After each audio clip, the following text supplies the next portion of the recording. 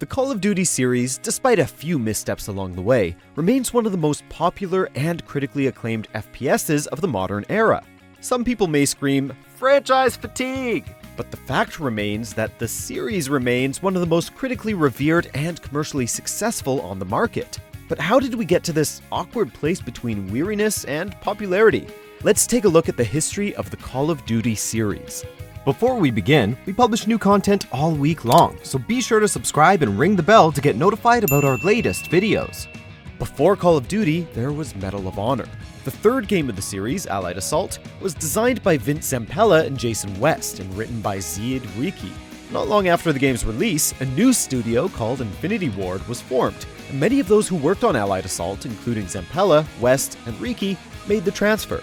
The Germans have left no spot undefended. The small team of 20-odd people began working with the ID Tech 3 engine and sought to create their own World War II video game in the vein of Medal of Honor. However, there is going to be one key difference: a major emphasis on squad-based gameplay. Whereas other games contained more traditional first-person shooter mechanics, Call of Duty aimed to provide a more authentic war experience. To do this, they created a dynamic artificial intelligence component that would see AI-controlled squad mates clearing obstacles, suppressing fire, moving between cover, and flanking the enemy. This situational awareness ensured that the experience would be a little bit different every time you played a level, whereas in past games, an action sequence would be entirely scripted and planned.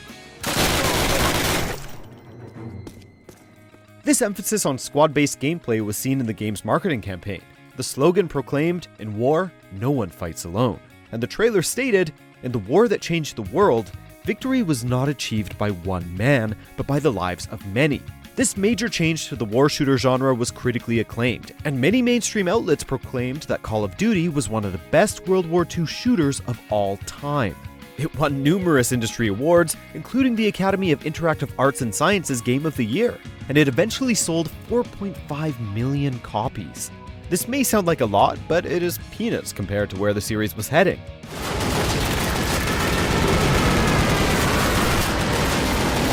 A sequel followed in 2005, earning equal acclaim and selling 200,000 copies in its first week, becoming the most popular launch title for the Xbox 360. That same year, an expansion titled Call of Duty 2: Big Red One was released, a game that had been developed by Activision subsidiary Treyarch.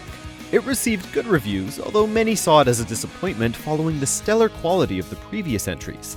At E3 2006, 1 year after the release of Call of Duty 2 and Big Red 1, Activision announced that Treyarch would be helming the third major entry in the series, an announcement that didn't sit particularly well for some, considering Big Red 1's noticeable dip in quality.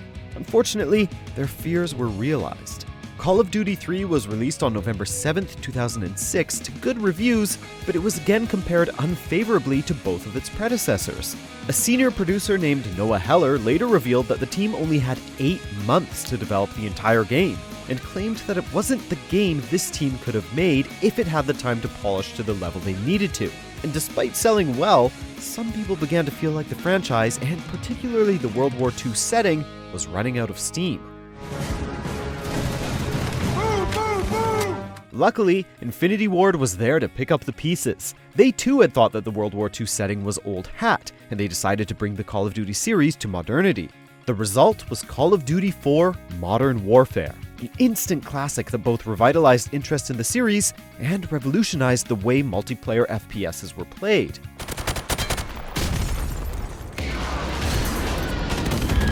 This game introduced a host of new concepts to the series, including the obvious switch in setting. Kill streaks were introduced, a gameplay element that rewarded players for killing a certain number of opponents in a row.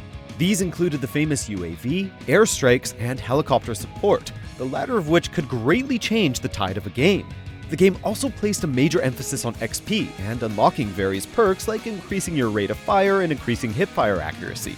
Classes could also be customized, allowing for a far greater degree of complexity and freedom in how you approach a given game mode or situation. On top of all of that was a magnificent campaign that features some of the most iconic levels and sequences in gaming history, like dying in a nuclear wasteland and exploring the abandoned city of Pripyat.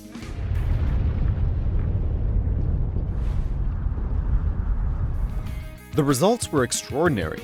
The game was showered with awards. It outsold Super Mario Galaxy, which was released in the same month, and it even managed to draw attention away from Halo 3, arguably becoming the quintessential console shooter in the process.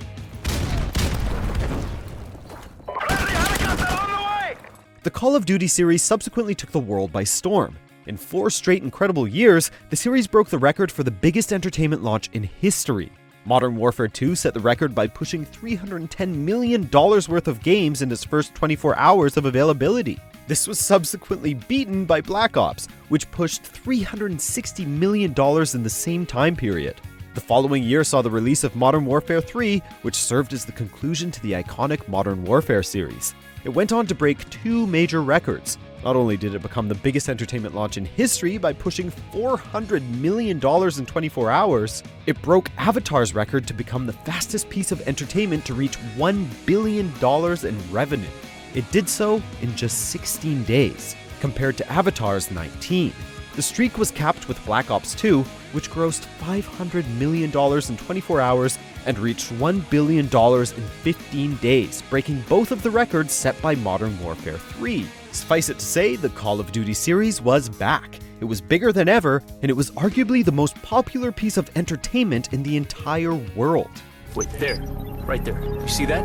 Unfortunately, that all came crashing down in 2013, and the Call of Duty series entered a dark age. By the time Ghosts rolled around in November of 2013, franchise fatigue was most certainly settling in, and this could be seen in both the sales and the game's critical reception. The game was averaging scores of 7 out of 10, and the Metacritic user scores were plummeting to unforeseen depths. Players complained about the persistent lack of innovation in the series, the subpar campaign, and the general feeling of sameness. This was reflected in the game's sales. For the first time in 5 years, sales were down, which Activision blamed on the awkward transition between console generations. You boys okay? Always. Walk with me. The following year saw the release of Advanced Warfare, which many saw as a notable improvement over Ghosts. However, that didn't translate to the sales, as they were down 27% on Ghosts, which was already significantly down on Black Ops 2. It also became the subject of the famous F to pay respects meme, a meme which is still going strong to this day. In just 2 years, Call of Duty plummeted from record-breaking heights to literal laughingstock of the internet. How's my boy doing? He's a work in progress. Well, keep working. Luckily, Black Ops 3 served as a bit of a resurgence. It received good reviews despite being criticized for its lack of innovation and ridiculous campaign, grossed $550 million in its first 3 days, and became the best-selling game of 2015, despite being released in November.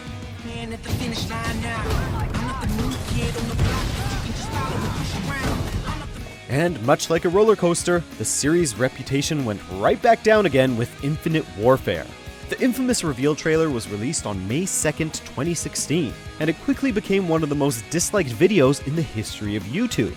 Many reasons were given to explain its failure, including franchise fatigue and a huge disinterest in the futuristic setting. To absolutely no one's surprise, the game was a commercial failure, selling 50% less than Black Ops 3. Even Activision admitted that the game was a commercial disappointment, stating that it didn't resonate with fans. Well, yeah, a simple glance at the trailer's reception could have told you that.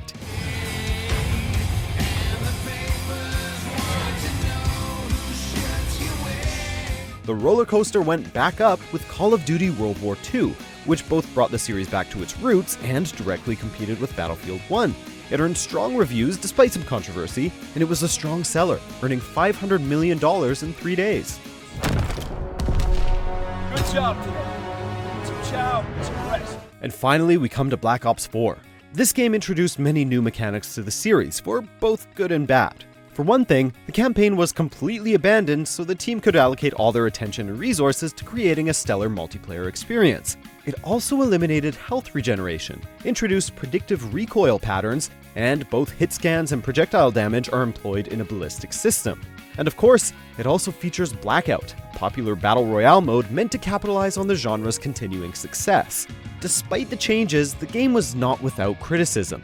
Many lamented the lack of a campaign, and many more chastised the game's use of overpriced microtransactions and loot boxes. Regardless, the game grossed $500 million in 3 days, indicating that not everyone was troubled by the game's direction.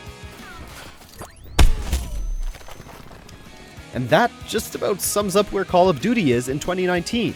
It's clear that the series sells well and remains popular, and it continuously generates controversy, which at least indicates that players are interested in the series' direction and devoted to its quality. However, it also indicates that they are not happy with the specific direction the series is headed in, and it is no longer the pop culture behemoth that it once was. Perhaps that will change with the release of Modern Warfare. Maybe the game's name is an indication of its return to full, commanding glory. We can only hope. And the world stays clean. That's the mission.